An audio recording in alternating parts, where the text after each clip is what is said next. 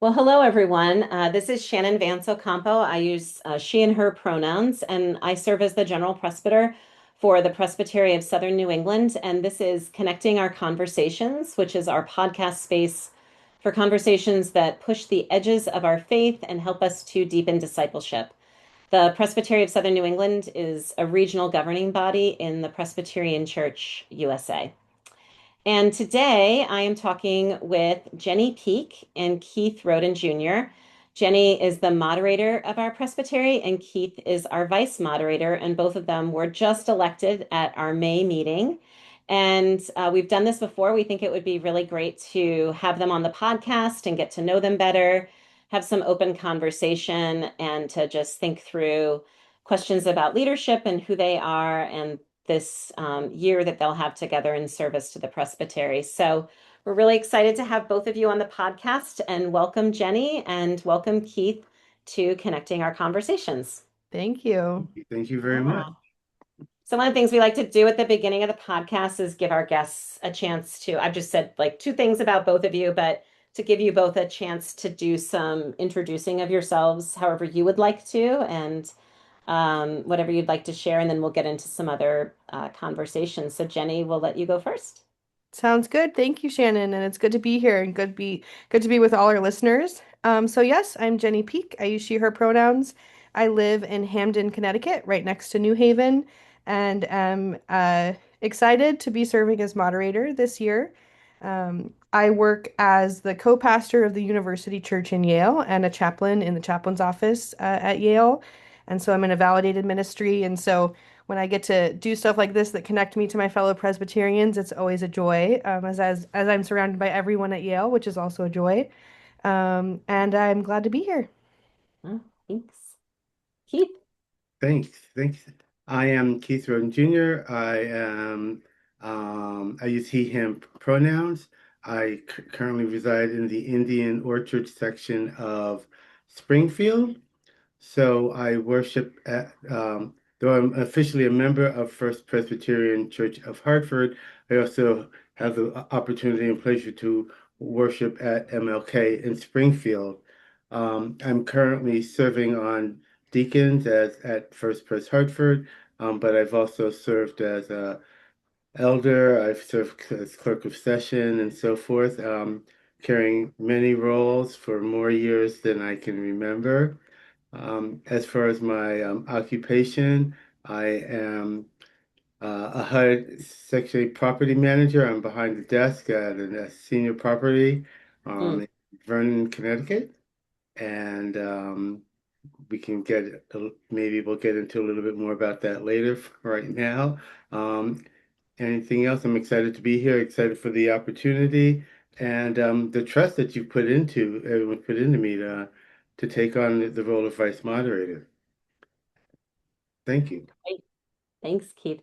I always like going to First Hartford. Well, you all have the Strawberry Festival, which I Mhm. try. I didn't get to it last year, but I do enjoy it because those strawberries are incredibly delicious. And I Indeed. don't know what the recipe is for that shortcake, but it's extremely good. So I'll tell anybody you who's this. I'll listening tell to the you the secret. podcast I'll tell you the should put that secret on to their the biscuit calendar. It's in the off spring, camera. right, Keith? Pardon? It's in the spring, It usually? is in June. Okay. In June. All So right. yeah, So off June. camera, I'll give you the secret to the biscuits. Oh, okay. Yeah. So June of 27, everyone should be at First Hartford. And also, I'll say about First Hartford, you all have a big anniversary coming up this fall at 175. 175 years of ministry. So Right. that's exciting. It's one of Kate and I looked it up. I think there's one other church that's like a tiny bit older than you. I don't have it right in front of me. I could be misspeaking, but you're like almost the oldest church in the presbytery. So Wow. yeah, so it's exciting. So congratulations to First Hartford. So yeah, so other things you want to share about your ministry, what you do, professional work, other things. Jenny, it'd be great to hear a little bit more, maybe also about like what is campus ministry at Yale? It has to, I mean, you and I have talked about it a little bit offline, but I know it's very multifaceted at a school like that. And Keith, some of your work as well. So things that you're, about and important to you in those roles. Yeah, I'd be happy to share. So it's hard to believe, but I'm going into my 10th year at Yale Mm, and I went to, I'm a graduate of Yale Divinity School and then started this role shortly after that. And so uh, I like to say there's kind of three prongs of my work. One is serving as a pastor of the university church, and it's an ecumenical church. Uh, the students understand it as non-denominational, but as we know, non-denom is kind of its own denomination. And when they hear that, they think electric guitar. And we do not have electric guitar in worship. We're more of the organ, hymn, and piano sort. mhm, But it's a joy to serve that congregation. It's about 60% students, a mix of undergrad and graduate students, postdocs, studying all kinds of things that are beyond my understanding. Lots of folks in the sciences, a lot of international students, and then the rest of our congregation are faculty and staff, and just some community members and retirees. We get about 80 people a week, so we're not gigantic, but just a lovely kind of local congregation that's student focused. And so I'm there on Sunday mornings, though I feel connected to First Pres New Haven as well and consider them my home congregation. mm, And then the other parts of my work, I get to focus on serving the graduate students and helping them feel connected to the chaplain's office, both in terms of religious life, if that's something they want to engage with, or lots of questions of meaning and purpose. Who am I? What am I meant to do in the world? Um, it means I never get bored because I'm mm, always learning something new. For the first year last year, I got to work with the first year med students as they're engaging in anatomy mm. lab and help them Oh, as they're wow. navigating working with donors and thinking about questions of life and death and what happens when we die and how do I respectfully interact with the body and think about my own body. And so that's been really engaging. Wow. The School of Art always has thrilling and out there questions about things they're creating at the intersections of religion and art and questions they have. And so getting to really engage with students some of whom are interested in religion and many of whom are more interested in questions of meaning and purpose is Yeah. really fun. And then I do a lot of work with LGBTQ students. I identify as queer and run an interfaith LGBTQ group. We have a new queer Muslim group that's gotten off the ground last year, which has been a real joy and a unique space for those students. Really, the only space most of those students have had, many of them international, to engage in the intersection of those parts of their identity. And so yeah, getting to be human with young people in an ever-changing world and helping bring um, a friendly Christian face to them. I mean, in many ways, I feel like I operate as a person outside of the church that reminds them that Christians are there to love them and ask bold, open questions and seek to serve, Mhm. and that we aren't um, judgmental and scary and opinionated, but more open-hearted. And so that's what a lot of my ministry looks like. Yeah. Yeah, that issue of church trauma is huge. So many people are carrying it and have had such negative experiences in church or have heard such negative judgmental things and are really harmed by those experiences that have happened at all different stages, right, of life. And Mhm. I hear that come up a lot in all of our ministries around the presbytery and people coming back to church for the first time or sort of tentatively dipping their toe in the water and carrying harms that have happened to them.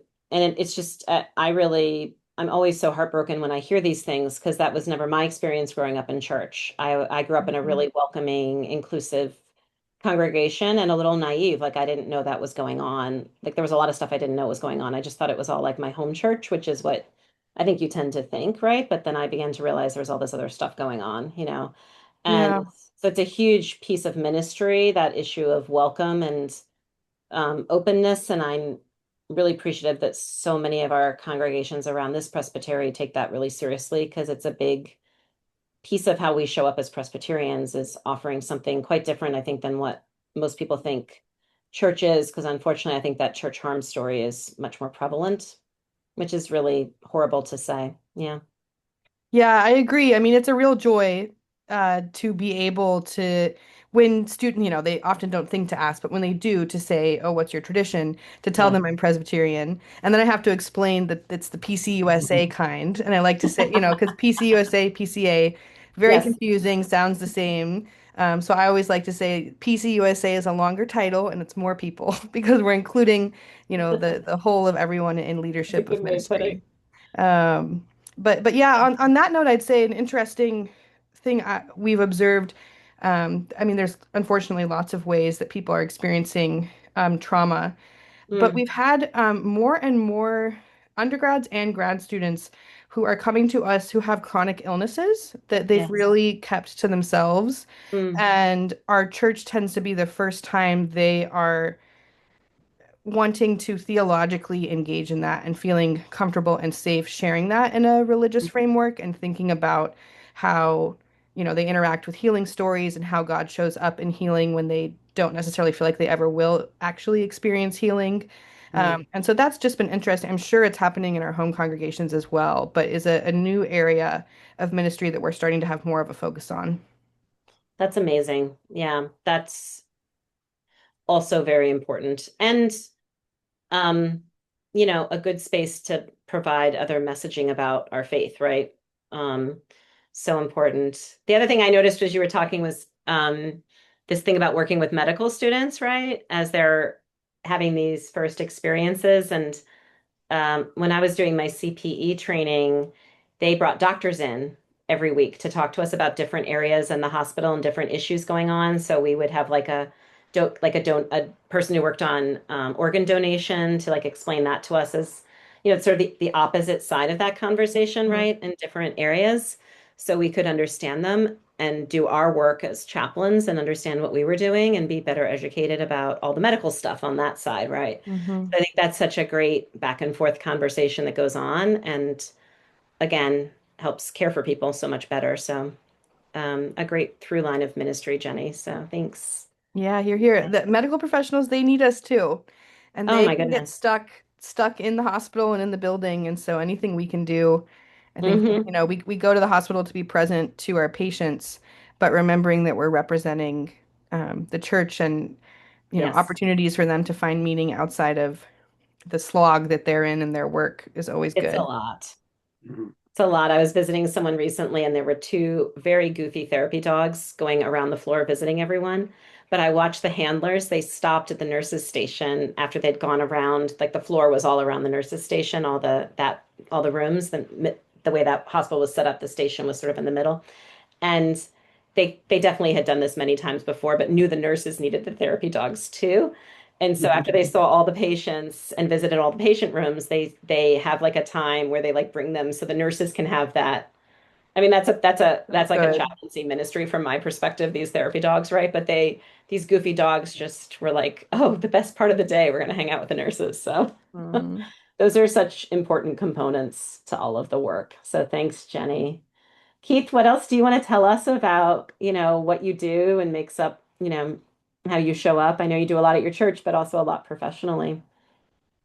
Wow, thank you. I'm not really sure where to begin. I'm I'm listening to Peak and what she's sharing, and I'm thinking about Presbyterian Promise. Mm-hmm. And there was this period where she and I were co-chairs, and though we're at the end of July or two-thirds of the way through July, I'm still feeling exhausted from having had a Pride season in June. Yeah. So in terms of my ministry, really, it's just me just being, my authentic self.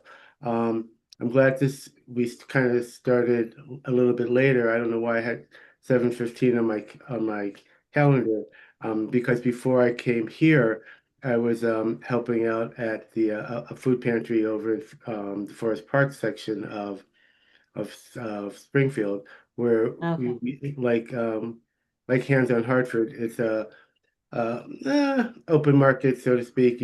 People come in and they really only take what they need, as opposed to being handed a bag of groceries. And just recently, the question I was kind of given the chicken and egg question. Which comes first, me being in service, or the religious component, and what sort of what drives, and why do I do what I do, And I think the answer I kind of gave is it's just what we do. Mm, And then you get to decide who we, or what that means. mm, Um, so continuing to show up and being my true, or trying to be my true authentic self. mm, I've kind of gotten connected with the folks of P-Flag up here in Western Mass. mm. And this, initially my intention was like, oh, this would be great for this person, that person, but it didn't kind of work out that way. And like a lot of the LGBTQ plus movement, the focus tends to be on trans rights and trans protections. And with this particular group, as it just turns out, uh, the core groups are parents of gay kids. Uh, Right.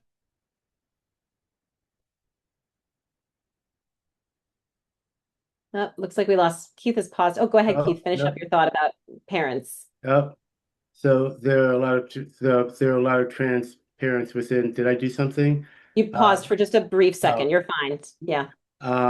yeah. So the core group of the organization are parents of trans kids. So that Mm, tends to be a central focus. So I come in, it's like, yeah, but what about the open, welcoming, and affirming churches? And so like they themselves, it's like, okay, if this is something that's of interest to me, and I'm going to be a mhm, part of this organization, then I'm going to run with this ball. So, and they've been very welcome to that, and hearing other ideas and other sides, and the intersectionality what I'm coming up with.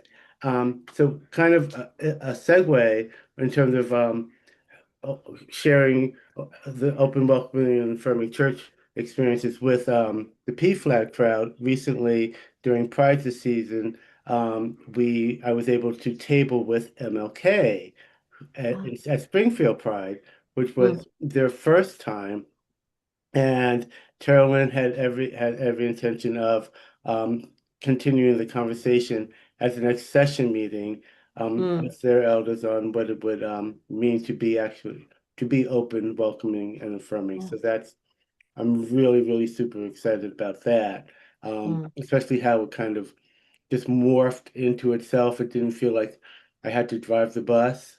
Right. Right. Yeah. um, which was really cool. And I think with that, I'm going to pass. Great. Yeah, and let's circle back to that. We've talked about it a little bit, but for those Mhm. listening, if one of you wants to sort of just offer some opening information about Presbyterian Promise and who they are and how they function in the Presbytery, and I know both of you have been in leadership with them, and I think that's a really exciting part of this moderatorial team and a first for the Presbytery to have two folks in the LGBTQIA plus community be in leadership at the same time, and a good marker of how far we're getting in the church in terms of inclusion, and that's exciting. And so but also Presbyterian Promise has a long history, right, in the work of this presbytery and the denomination, and so not everybody listening may know it. So if one or both of you wants to share some of that, that'd be fantastic, I think. Yeah, I can jump in. It did hit me how unremarkable it was, but how meaningful it Yeah, was when Keith and I were exactly. both uh, when we were at Westminster and Keith and I were standing up there and you all elected us to be vice moderator and moderator, and it kind of hit me of like, oh my gosh, we're Mhm. both LGBTQ and we're both here and we get to do this together. And so it was meaningful to realize that. So thank you for raising that. But also how, unnotable and unremarkable it was also part of what was so delightful that it didn't need to be said. But I felt it in my heart. And Mm. Keith, I feel like you were feeling it too as we're standing side by side. Um, Indeed. so yes, Keith could probably speak to it even better because he's been a member longer, but Presbyterian Promise was originally created in our presbytery to help with advocacy around working towards the full inclusion of LGBTQ people in leadership in the Presbyterian Church, both in terms of marriage and in terms of ordination leadership. And I am grateful for the hard work of the elders that have come before me that paved the way for further queer inclusion in the church. And so Presbyterian Promise is the Presbytery of Southern New England's own nonprofit that functions within our bounds, within the Presbytery, that initially was started to do that work. And then, as the Presbyterian Church changed its understanding of itself and became fully inclusive, we have continued that work. A lot of our focus is on helping our churches be present to local prides and their local LGBTQ community. It's one thing to be welcoming and affirming when someone walks into your door and you welcome them as a guest. It's another thing to leave your home and go to their home and go to their communities and their gathering places and tell them that you love them and that you care about them. And that's a big focus of our work, is helping our churches. It can be easy to miss that Pride is coming up and when to register and how to table. And so helping local churches, congregants and pastors be present, because a lot of LGBTQ people don't know that there are Christians that love them and think that, when they Hmm. say all are welcome, as a queer person, you often assume there's a catch and there's a caveat. And there are many communities that say all are welcome and they don't mean, Nope. they mean these parts of you are welcome and these aren't. And so I think it can be truly quite shocking and transformational for people to see local churches at Pride, from the young, awkward teens to the queer elders who came out, who are 75 and came out 2 years ago, and this is their Pride. It's just a really impactful part of our ministry. And so if you missed Pride this season and want a table with Keith and me and Presbyterian Promise, we would love to have you in the future. Some of the Prides continue also, it's not just in June. But in addition to that, we've had two other major focuses. One is our book ministry, which has really grown. And so every year for the past couple of years, we have dedicated funds to give away a children's book, a book for teens, and an adult book that relates to LGBTQ and Christian life. And we Mm. give those away for free at Pride. And that's in large part because books save lives.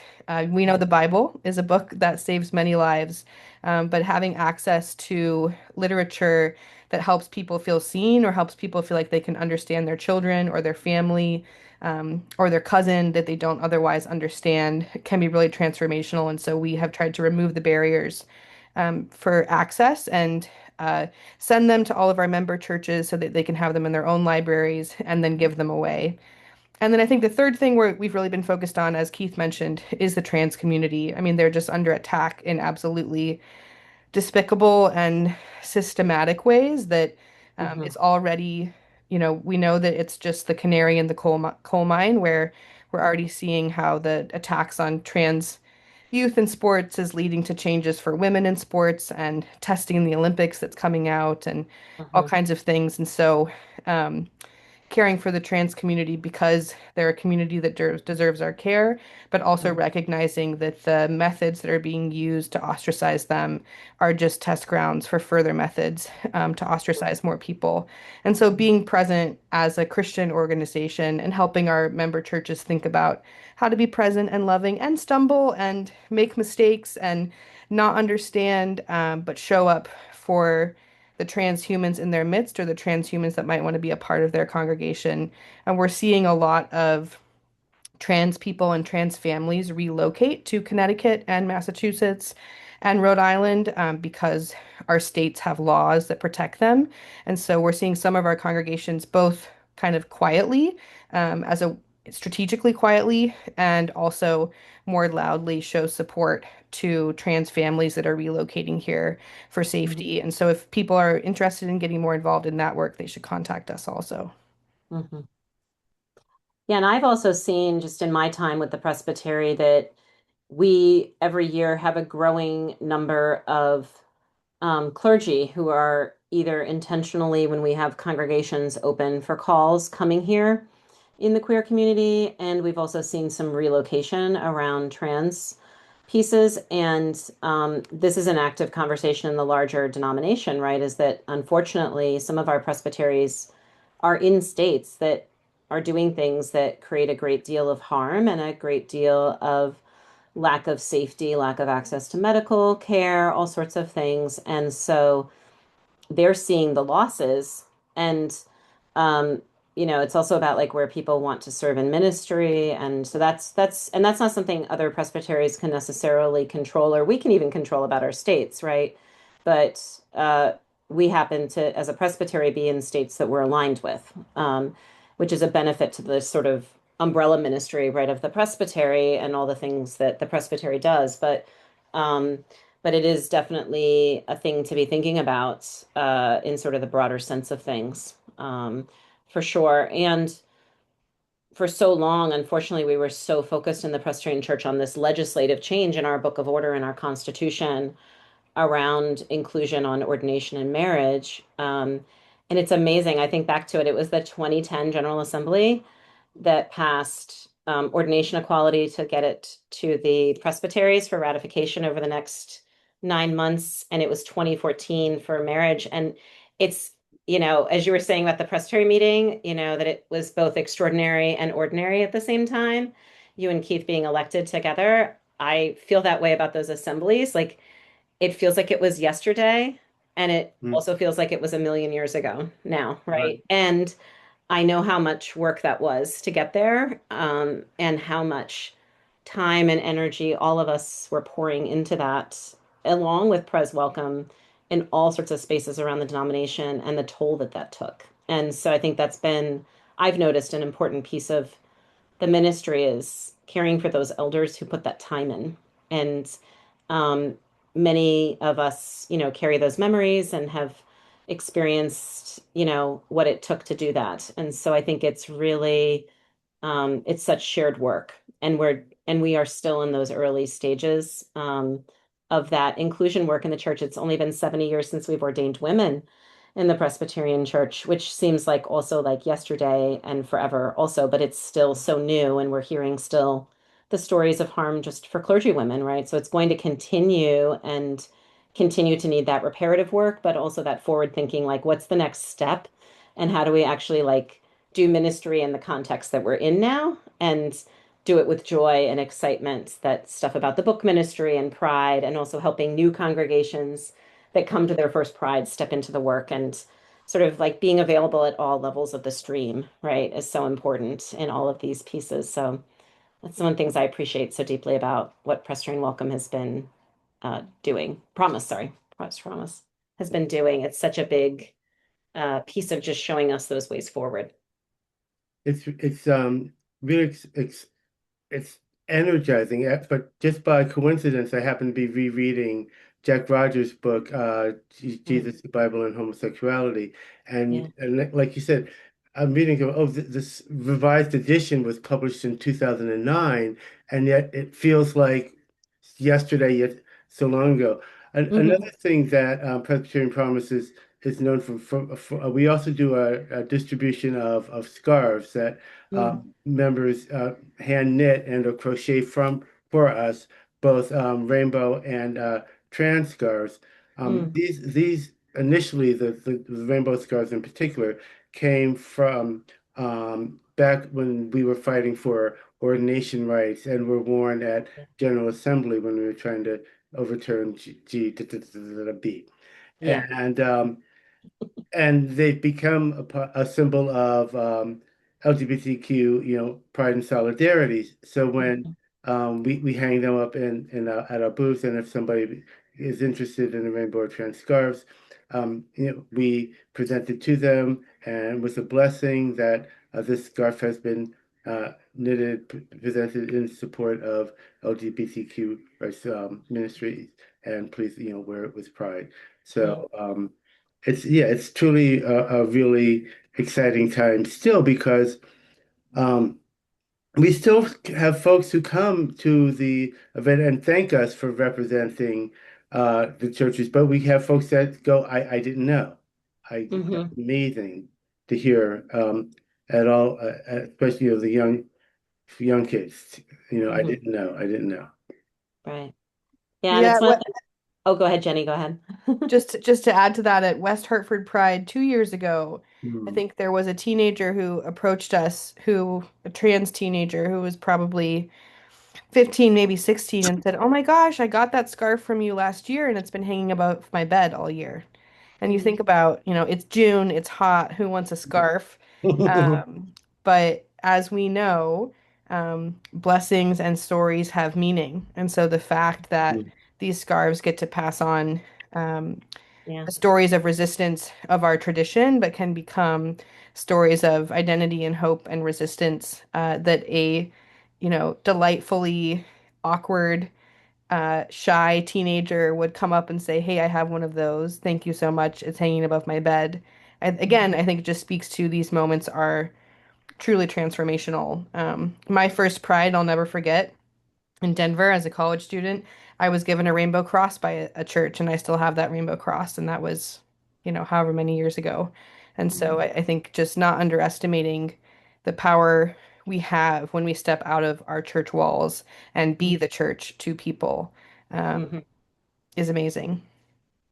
Yeah, and I was packing for General Assembly like a month and a half ago, and came across in my office. I still have my rainbow stole or scarf stole from General Assembly that we just wore them so much at General Assembly for so many years as providing that physical witness of you know who is involved and invested in inclusion, right, in the church and the next step of our ministry. And so um just those, they're ubiquitous, they're around the church, and getting them beyond the church is really important too. Um, and I also love that phrase.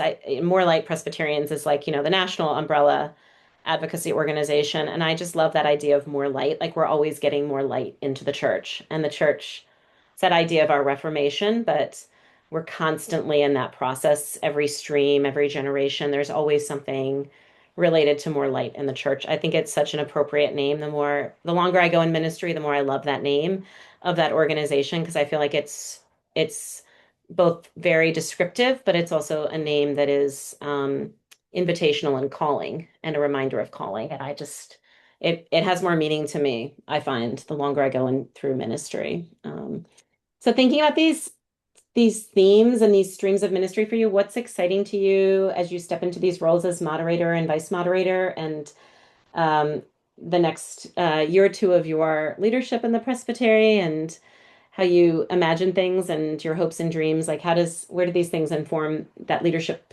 that you're stepping into? No idea. No clue.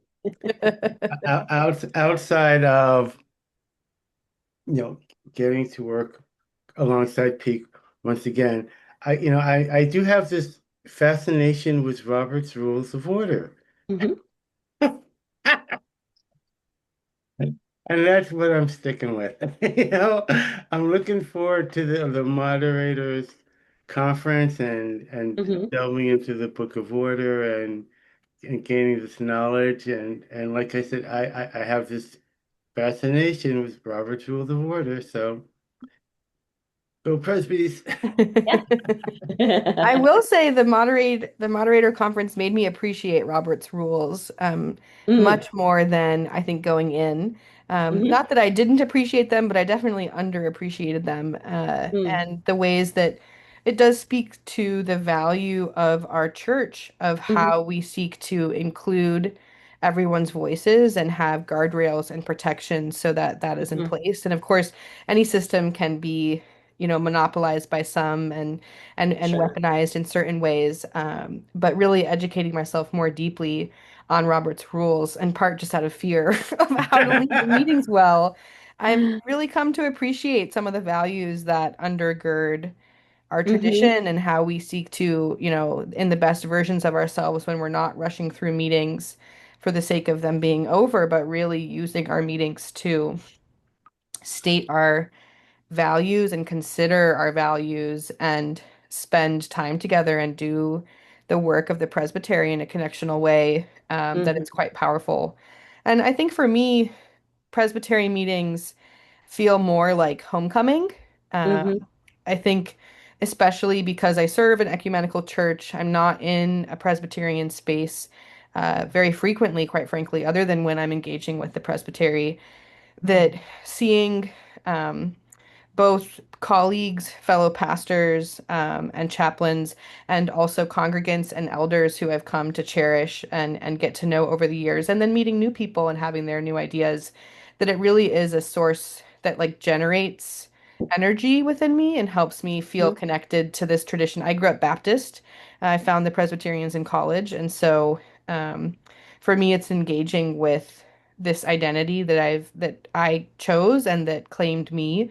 And um, I think in ministry, so so much of the world we are encouraged to kind of go it alone. It's a very American, value to just figure it out and pull yourself up by your bootstraps and go it alone. And to me, Presbyterian meetings at their best are the reminder that we true that you cannot be a Christian and go it alone.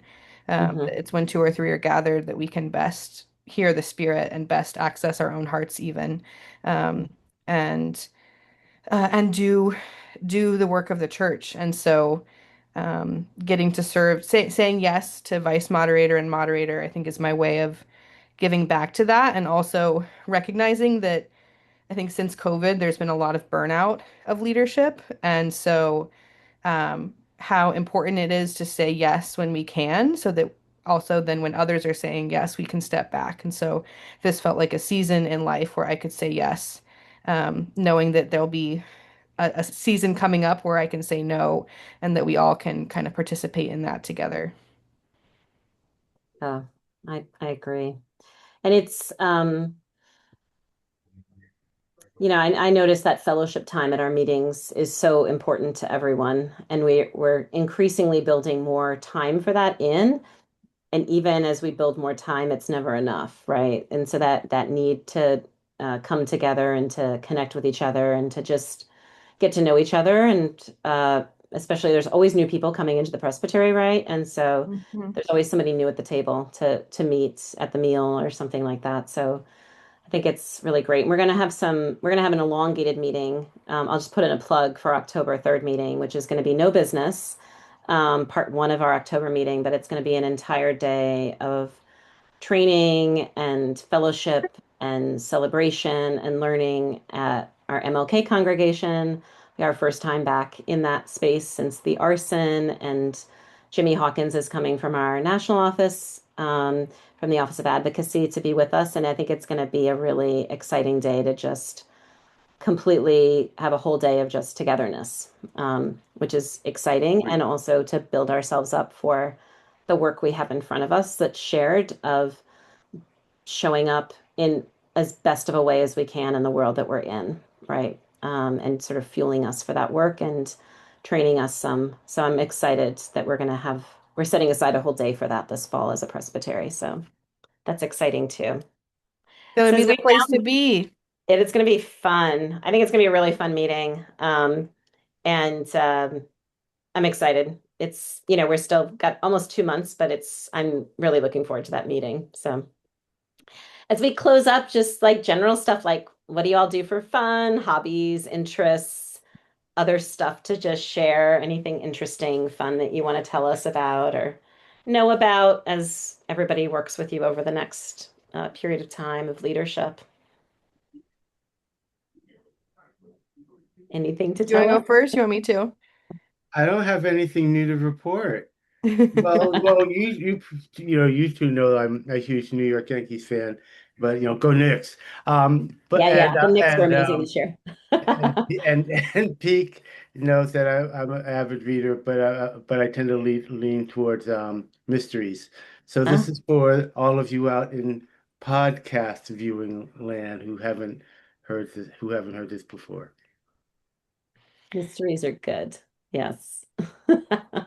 Keith has turned me on to some good books, so he's a good recommender. Oh, yeah. Um, We should have like a column, Keith, in the newsletter, like Keith's recommended mysteries, like binge reading from Keith or something. Yeah, we can find something fun to do with that. That would be fun.